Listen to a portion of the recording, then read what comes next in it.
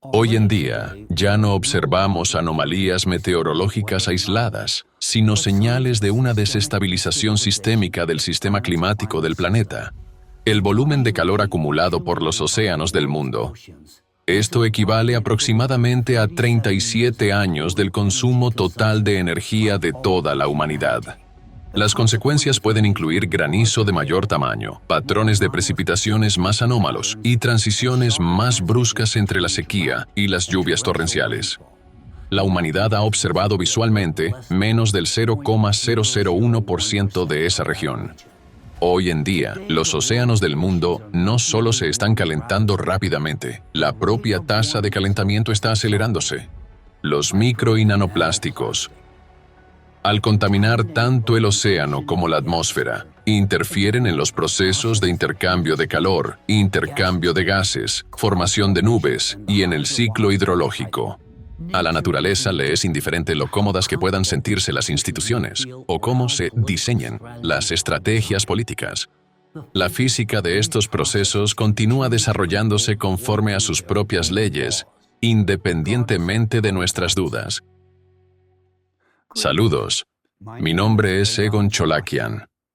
Hoy me gustaría abordar una de las cuestiones más trascendentales en la ciencia del clima, el calentamiento del océano. Examinaremos cómo el calentamiento acelerado del océano ya está superando los límites de los modelos aceptados, qué procesos pueden estar desarrollándose en las profundidades oceánicas y cómo estos cambios están transformando nuestra comprensión de la previsibilidad climática.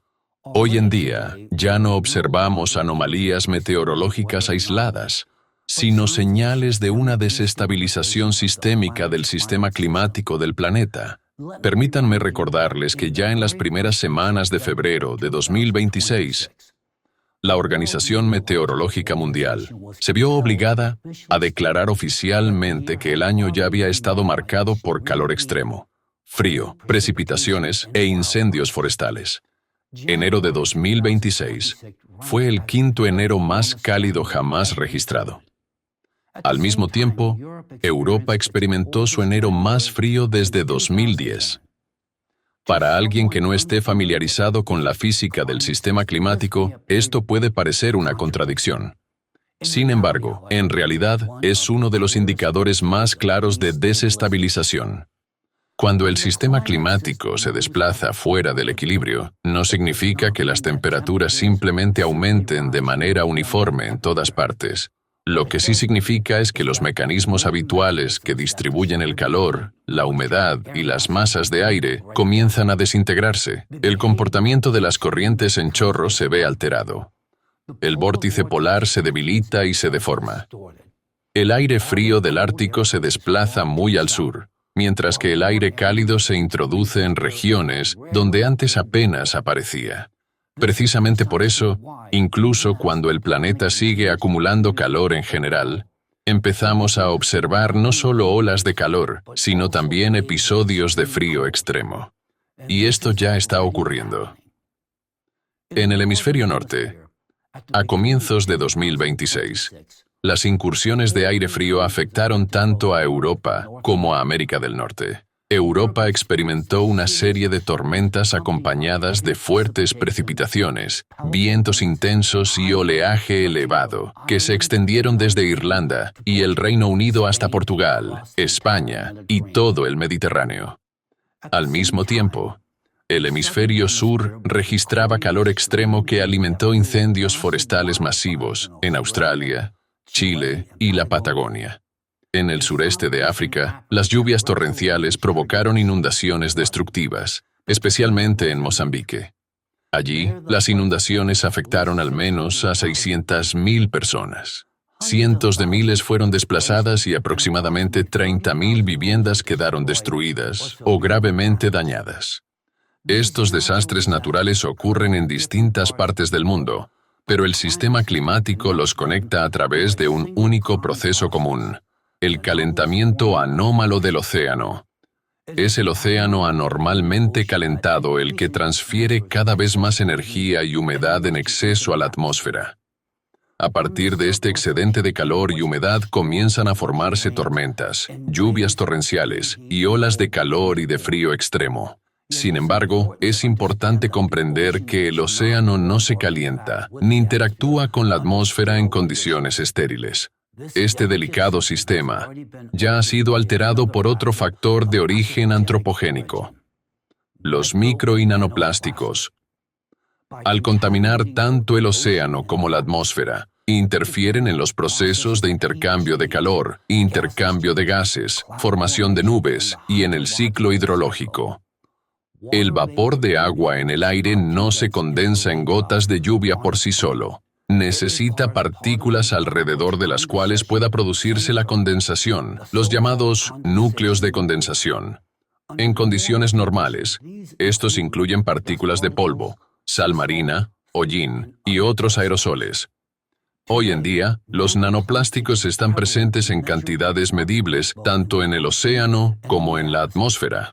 Las investigaciones modernas muestran que estas partículas pueden interferir en la microfísica de las nubes y de las precipitaciones. En particular, un estudio de 2024, publicado en una revista de la Sociedad Química Estadounidense, demuestra que el plástico atmosférico puede participar en los procesos de formación de nubes y, debido a sus propiedades físicas, puede actuar como núcleos potenciales de condensación y como partículas nucleadoras de hielo. En otras palabras, los micro y nanoplásticos están empezando a participar directamente en la formación de nubes y en la condensación de la humedad atmosférica. Esto, a su vez, influye en cómo, dónde y con qué intensidad se producen las precipitaciones.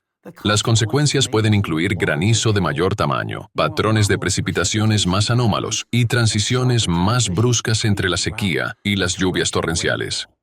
Dado que la influencia de las partículas cargadas de micro y nanoplásticos está en gran medida ausente de los modelos actuales, estas introducen de facto una variable adicional de ruido en el sistema.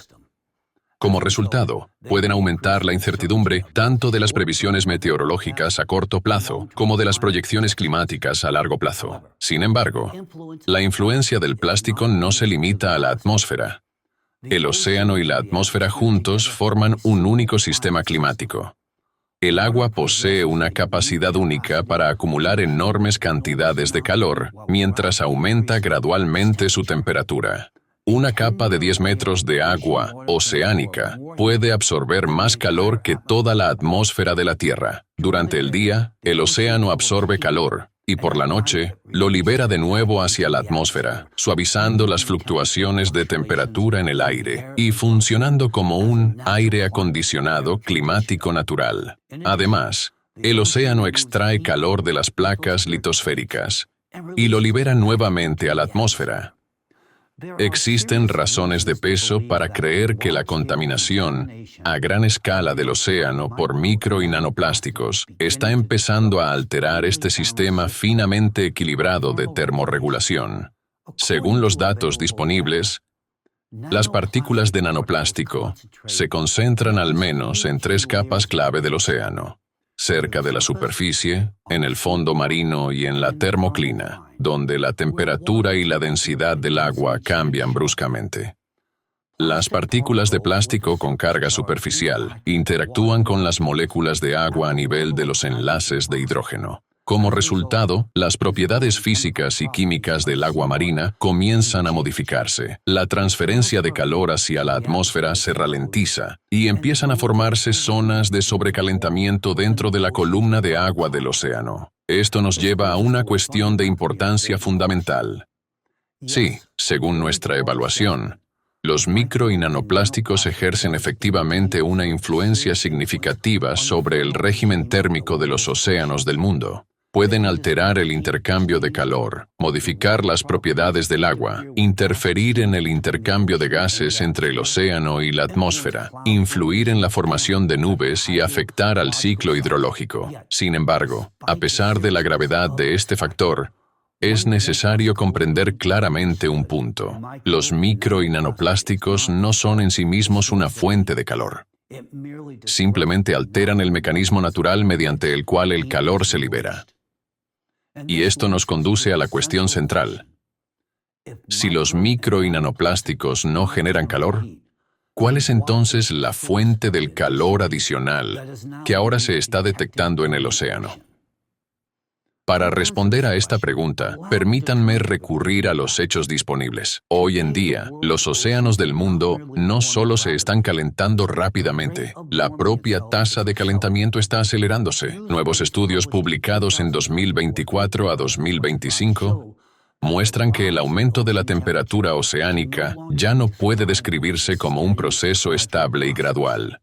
El ritmo del calentamiento en sí mismo está aumentando. Según un estudio de 2024 publicado en la revista Nature Communications por científicos italianos, el océano acumuló de manera constante cantidades crecientes de calor entre 1961 y 2022, y la aceleración de este proceso fue estadísticamente significativa. Otro estudio realizado en 2025 por científicos de la Universidad de Reading concluyó que la superficie del océano se está calentando ahora aproximadamente 4,5 veces más rápido que a finales de la década de 1980.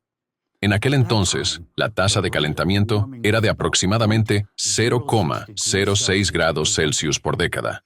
Hoy, sin embargo, ha alcanzado aproximadamente 0,27 grados Celsius.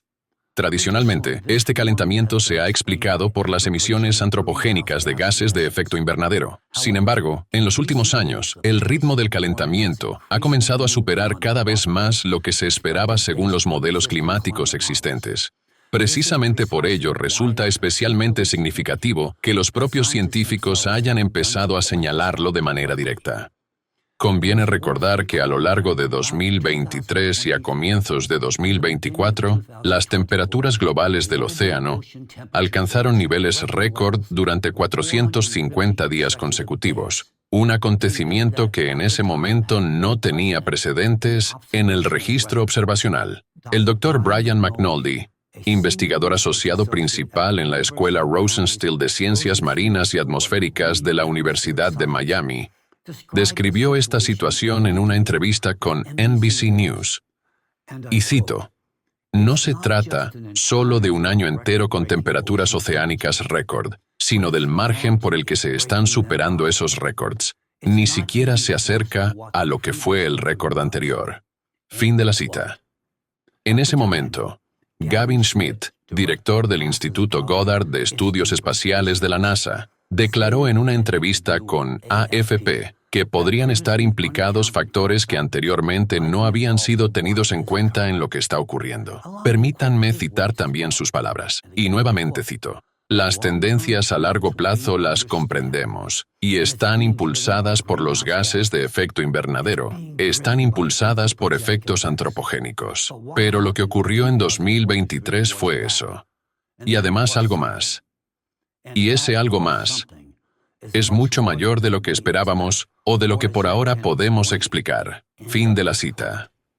En esencia, esto significó que las temperaturas observadas no solo superaron los récords anteriores, apuntaron a la presencia de un mecanismo adicional de calentamiento que se sitúa más allá de las tendencias habituales a largo plazo descritas por los modelos climáticos existentes. El geofísico marino británico Dr. Rob Larter también ofreció un comentario muy revelador en The New York Times.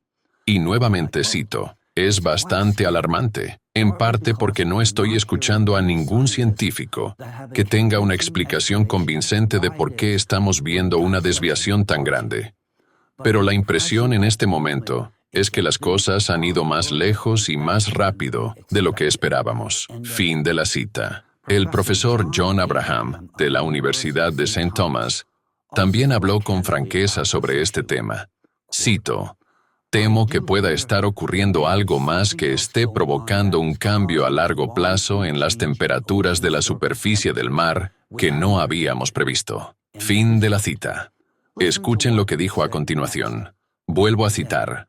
"Lo que vemos ahora impulsando las altas temperaturas es algo adicional a El Niño y no puede explicarse con los argumentos que se daban hace 6 meses o hace 12 meses. Las temperaturas de la superficie del mar son más altas en otras zonas y muy lejos de las áreas de influencia de El Niño". Fin de la cita. Esta fue otra voz más que respaldó la hipótesis de que los cambios a largo plazo en la temperatura del océano pueden estar influidos por factores previamente desconocidos o no tenidos en cuenta, ausentes en los modelos existentes. Igualmente importante es el hecho de que el calentamiento anómalo no se detuvo en 2025. Aunque las temperaturas de la superficie del océano el año pasado no alcanzaron un récord absoluto, un análisis internacional publicado el 9 de enero en la revista Advances in Atmospheric Sciences mostró que en 2025 el océano acumuló más calor que en cualquier otro año del registro observacional moderno. En otras palabras, la superficie del océano no estableció un récord absoluto. Sin embargo, la cantidad total de calor absorbida por la columna de agua a lo largo del año sí alcanzó un nivel récord. El volumen de calor acumulado por los océanos del mundo, el denominado contenido de calor oceánico, aumentó en 23 zetajulios en 2025. Esto equivale aproximadamente a 37 años del consumo total de energía de toda la humanidad.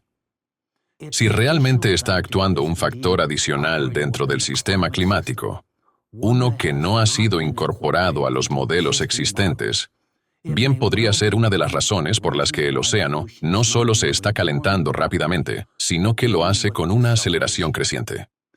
El año 2025 es especialmente importante precisamente porque nos permite ver esto con mayor claridad. La superficie del océano ese año no mostró un calentamiento récord. Sin embargo, la cantidad de calor acumulada a lo largo de toda la columna de agua alcanzó el nivel más alto en el registro observacional.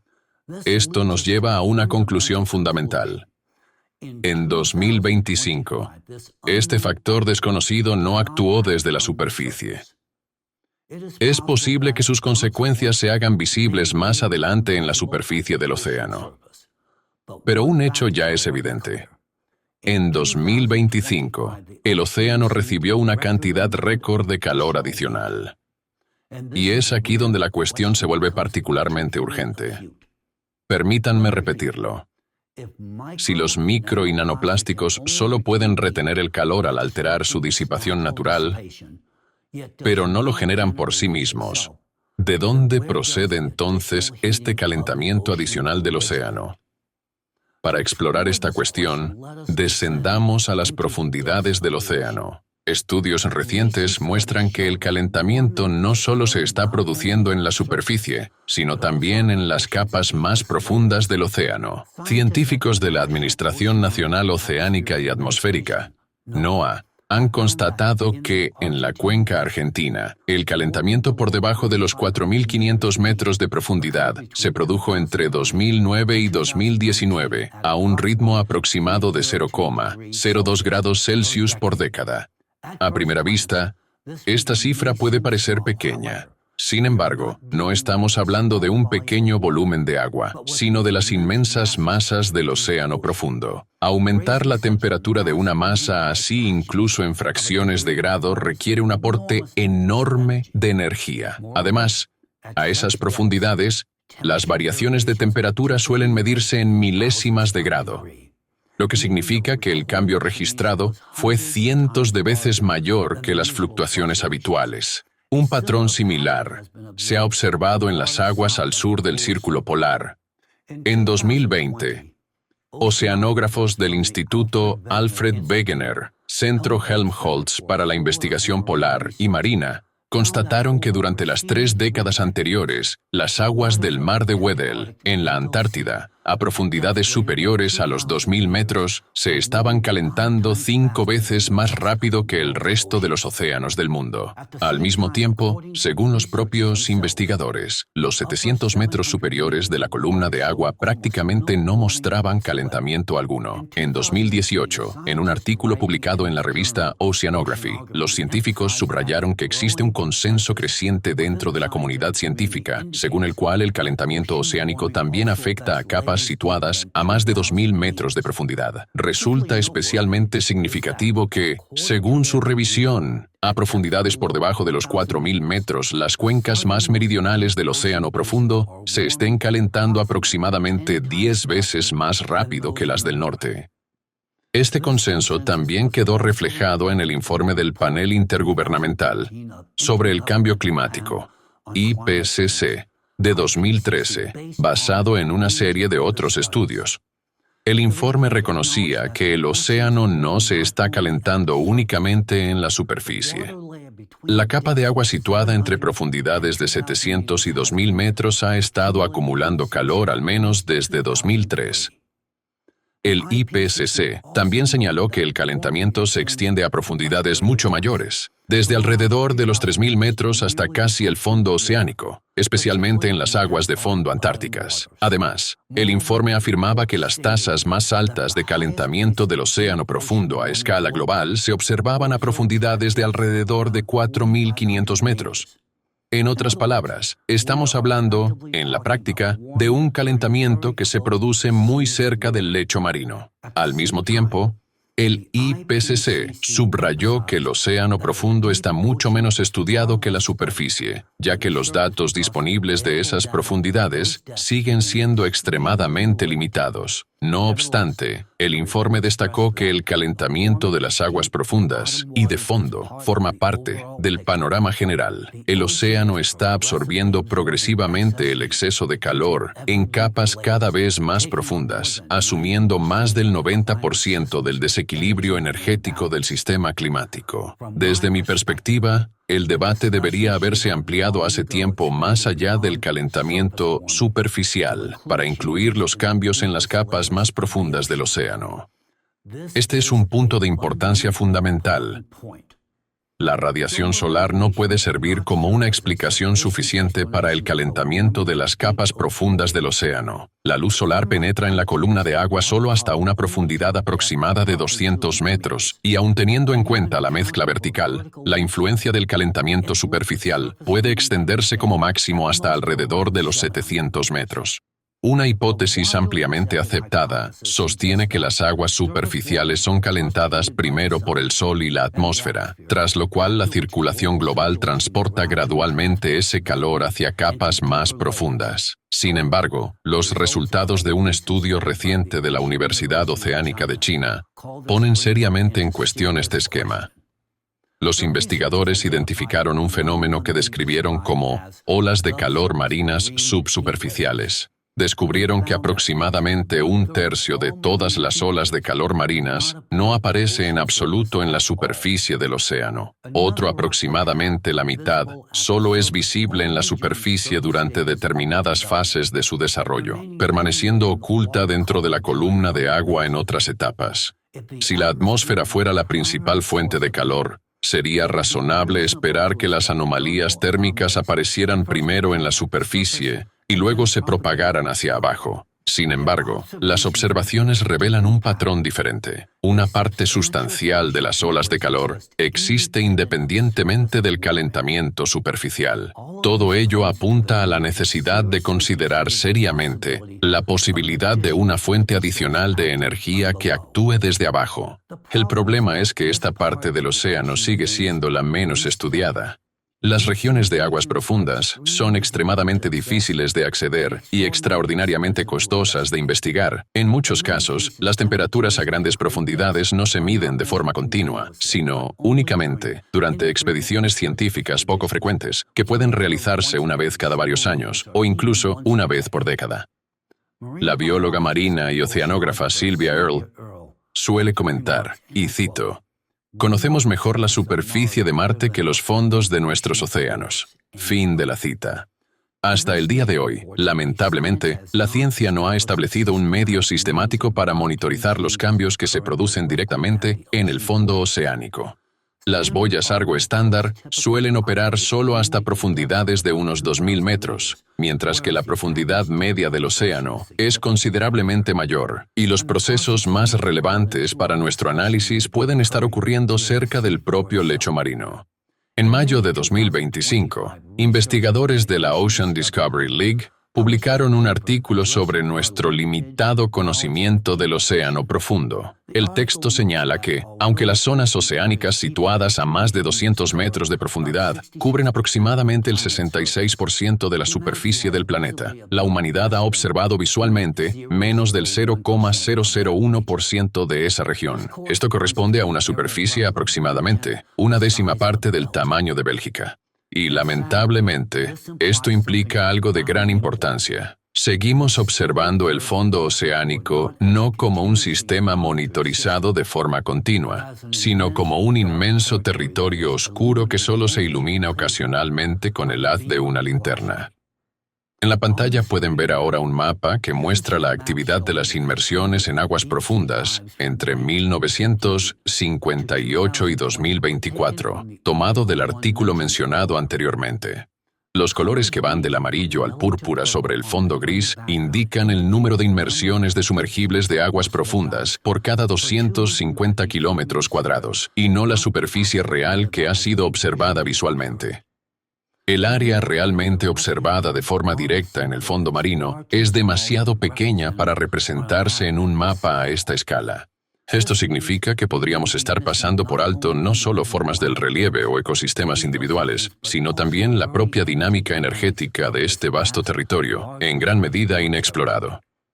Entonces, ¿cuál podría ser este factor oculto que añade calor al océano desde abajo? En oceanografía, este factor se conoce desde hace mucho tiempo. Se trata del calor geotérmico, el calor que entra en el océano a través de la corteza oceánica desde el interior de la Tierra. El fondo oceánico no es simplemente un límite frío. En muchos lugares es un entorno geológico activo a través del cual la energía se transfiere continuamente al agua. Es precisamente en el fondo del océano, sobre el que aún sabemos tan poco, donde permanece insuficientemente estudiado un gran número de estructuras geológicas: volcanes submarinos, fallas tectónicas, dorsales oceánicas y fuentes hidrotermales. Esto representa una enorme parte de nuestro propio planeta oculta bajo el agua. En estas zonas de actividad volcánica y tectónica, el flujo de calor geotérmico alcanza sus valores más elevados. Tradicionalmente se ha asumido que el flujo de calor geotérmico es demasiado pequeño en comparación con la energía solar, como para influir de manera significativa en el calentamiento global del océano. Por esta razón, el calor procedente del interior de la Tierra a menudo se ha considerado un factor de fondo secundario y casi constante. Sin embargo, permítanme aclarar algo muy importante.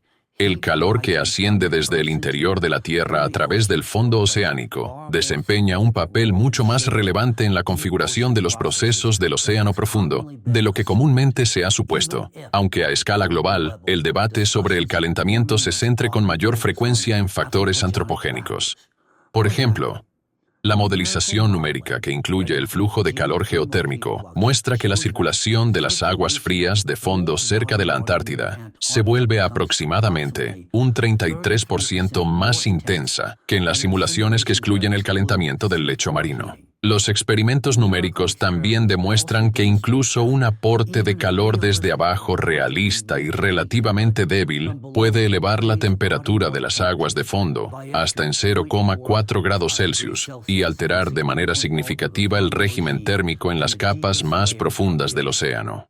Dado que el agua más cálida tiene menor densidad, este calentamiento reduce la estabilidad de la estratificación oceánica y puede influir de forma notable en los patrones de circulación de las aguas profundas y frías. Y en este punto, estamos hablando únicamente de cálculos que utilizan valores de fondo del flujo de calor geotérmico, valores que normalmente se suponen constantes en el tiempo.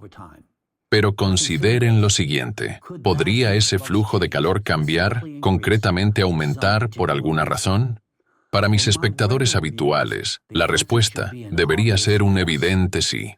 Cuando hablamos de actividad tectónica, procesos magmáticos, vulcanismo submarino y sistemas hidrotermales, así como del ascenso del magma hacia la superficie de la corteza oceánica, el flujo total de calor procedente del interior de la Tierra puede efectivamente intensificarse. Esto adquiere una relevancia especial si recordamos que la Tierra está atravesando actualmente un periodo de intensificación de la actividad geodinámica, un tema que he abordado ampliamente en mis intervenciones anteriores. Durante estos periodos de activación geodinámica, el flujo de calor que entra en el océano desde el fondo marino también puede aumentar, y a través de varios mecanismos diferentes. En primer lugar, se intensifica la entrada de calor a través de la propia corteza oceánica.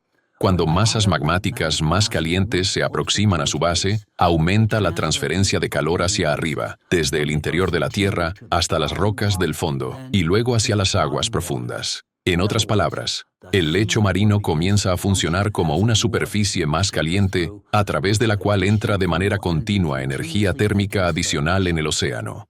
En segundo lugar, el aumento del calentamiento interno va acompañado de un incremento de la actividad sísmica. No se trata simplemente de una cadena de terremotos aislados. Es una señal de que la redistribución de energía y tensiones se está intensificando en las profundidades de la Tierra, de que la corteza y el manto superior están entrando en un estado más dinámico. Como resultado, las fallas, las zonas de dorsales oceánicas, las regiones de deformación del fondo marino y otras estructuras geológicas se vuelven más activas, lo que permite que el calor profundo se transfiera hacia arriba con mayor facilidad. Un ejemplo de la influencia localizada de la actividad sísmica sobre la liberación de calor fue demostrado por un grupo internacional de científicos ya en 2004. Presentaron varios casos llamativos en los que secuencias de terremotos submarinos estuvieron acompañadas de aumentos bruscos y altamente localizados de la temperatura del mar, e incluso de cambios temporales en las corrientes oceánicas. Según sus observaciones, primero se produjo un enjambre de terremotos en el fondo oceánico a profundidades de alrededor de 10 kilómetros, que duró varios días o incluso semanas. Algún tiempo después, los mapas satelitales comenzaron a mostrar zonas de agua anómalamente cálidas sobre la misma región. En un caso en el mar Adriático, las temperaturas superficiales aumentaron en más de 5 grados Celsius. En la zona de los estrechos turcos, durante el verano de 2003, se registraron anomalías superiores a 9 grados Celsius. Para explicar estos fenómenos, los autores propusieron una hipótesis audaz. Los procesos profundos que ocurren en el límite entre el núcleo y el manto de la Tierra calientan la base de la litosfera, intensifican el magmatismo y las emisiones hidrotermales en el fondo oceánico, y este calor adicional alcanza posteriormente la superficie semanas o meses después, en forma de anomalías cálidas y cambios en la circulación oceánica. Sobre esta base, sugirieron que tales episodios pueden contribuir a determinados eventos extremos, como veranos inusualmente calurosos, e incluso desempeñar un papel en tendencias más amplias de calentamiento. Estudios posteriores aportaron un respaldo adicional a esta idea. Por ejemplo, un estudio de 2010 demostró una relación bastante sólida entre los terremotos y la variabilidad climática en el Océano Pacífico ecuatorial.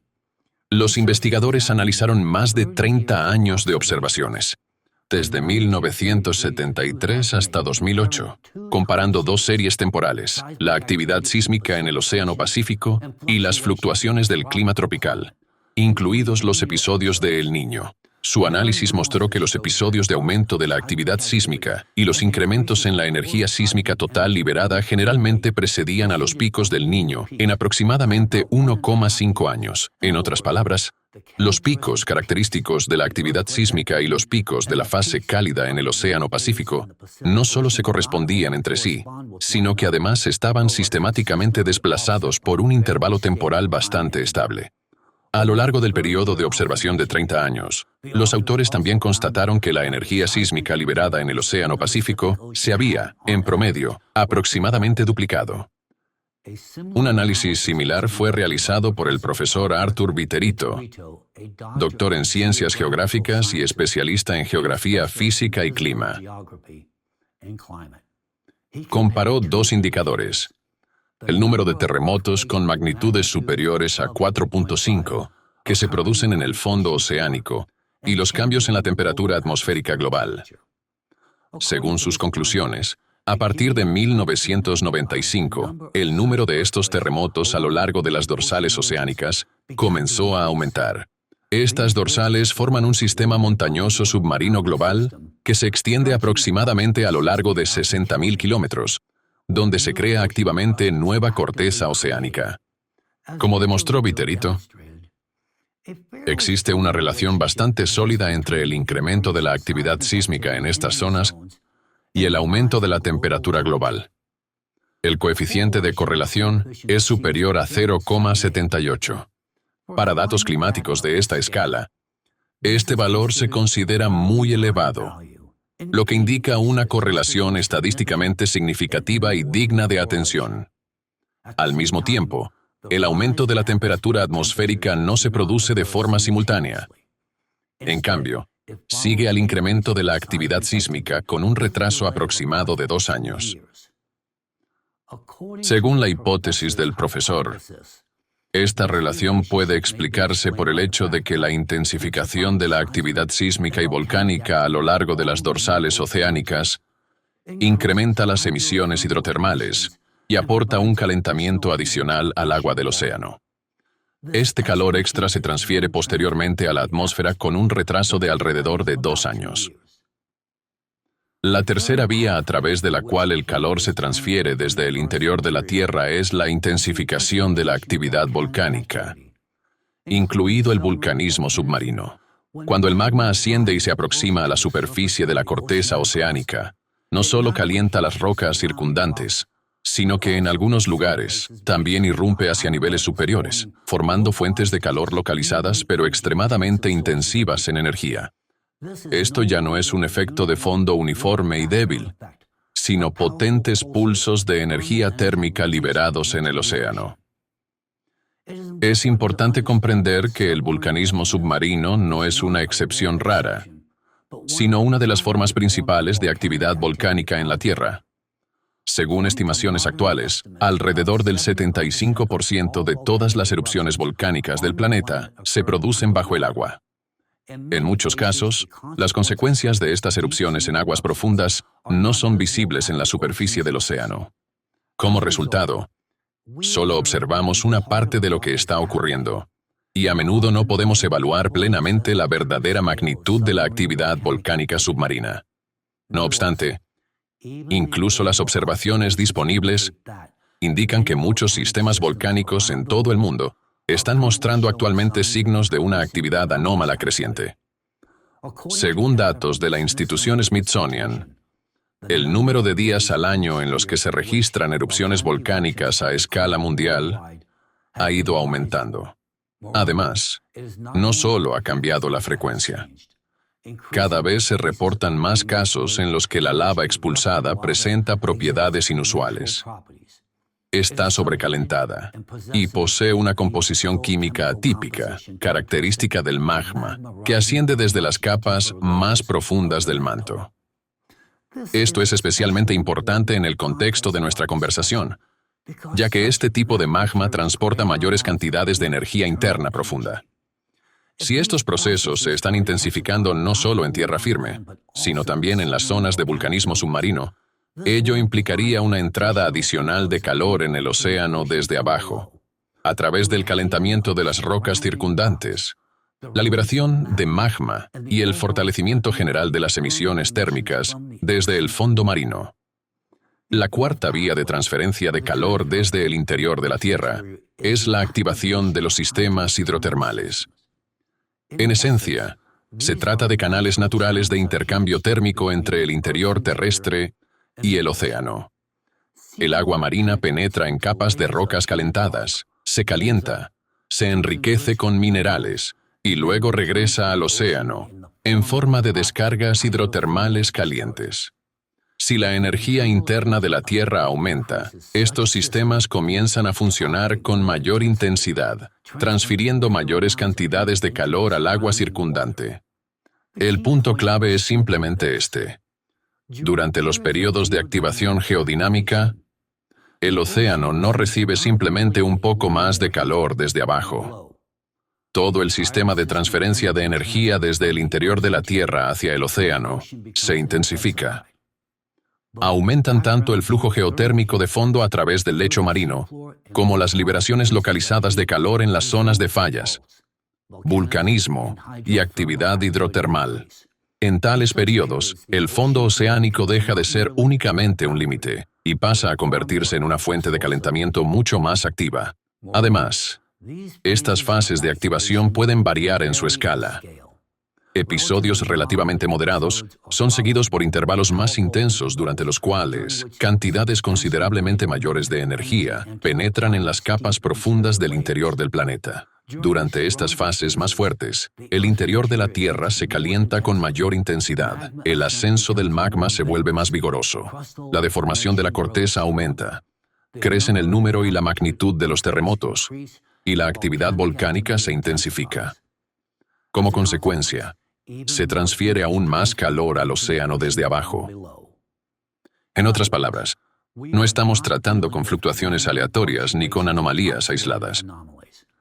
Estamos ante un proceso geodinámico a gran escala, en el que la energía del interior de la Tierra aumenta, se transforma en calor interno y posteriormente se libera a través del fondo oceánico.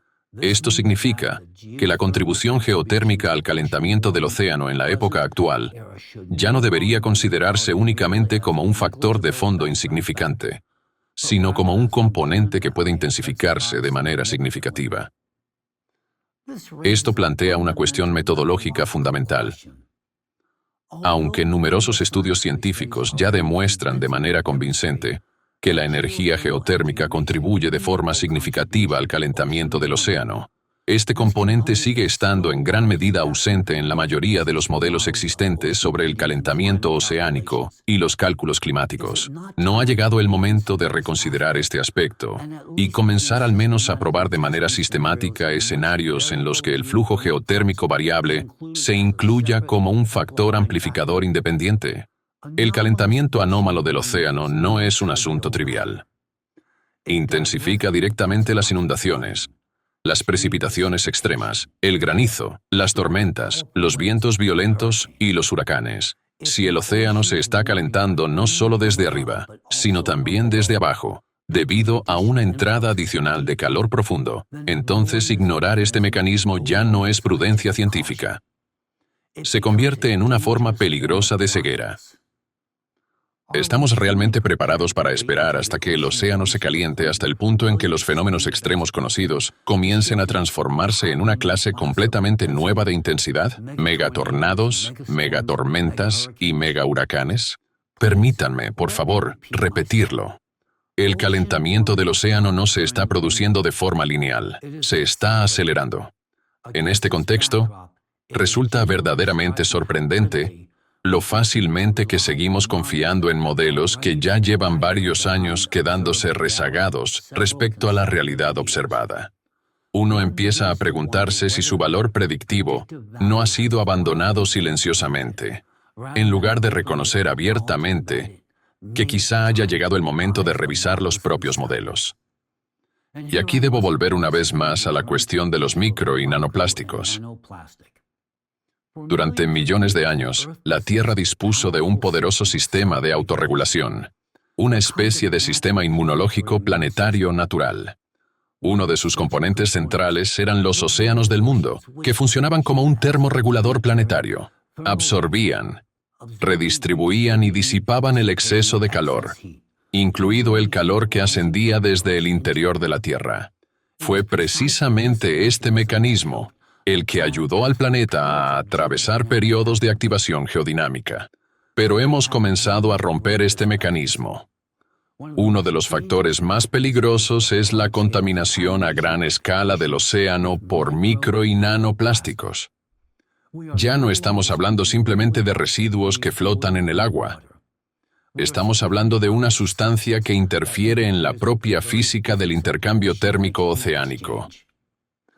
Las consecuencias de la alteración de los mecanismos finamente ajustados de transferencia de calor, debido a los micro y nanoplásticos, son mucho más graves de lo que comúnmente se supone.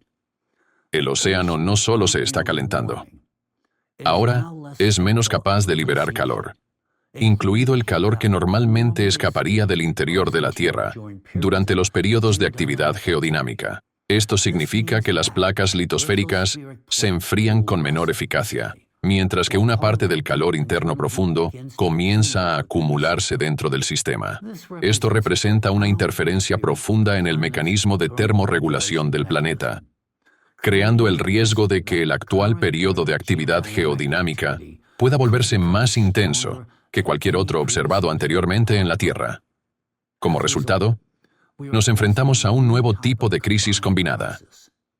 La fuente del calor adicional reside en la intensificación de la actividad geodinámica de la Tierra, mientras que los micro y nanoplásticos bloquean simultáneamente los mecanismos naturales que disipan este calor y alteran los procesos atmosféricos. La humanidad aún no está preparada para una crisis de este tipo. Hoy en día, la ventana de oportunidad para actuar ya no se mide en décadas. Se mide únicamente en años. Y lo digo no como una figura retórica, sino basándome en la velocidad de los cambios que ya estamos observando. El calentamiento acelerado del océano, la profundización de las anomalías meteorológicas, la intensificación de la inestabilidad sísmica y volcánica, y la continua acumulación exponencial de micro y nanoplásticos en la hidrosfera y en la atmósfera. En un contexto en el que el propio océano está cambiando con tanta rapidez, seguir abordando estos problemas al ritmo de negociaciones interminables conlleva riesgos graves. Resulta difícil justificar otros 10 o 20 años dedicados a debatir si nuevos factores son convenientes de reconocer o si encajan ordenadamente en los modelos existentes. A la naturaleza le es indiferente lo cómodas que puedan sentirse las instituciones o cómo se diseñen las estrategias políticas. La física de estos procesos continúa desarrollándose conforme a sus propias leyes, independientemente de nuestras dudas. Les invito a reflexionar seriamente sobre ello, porque merece la pena luchar por la vida.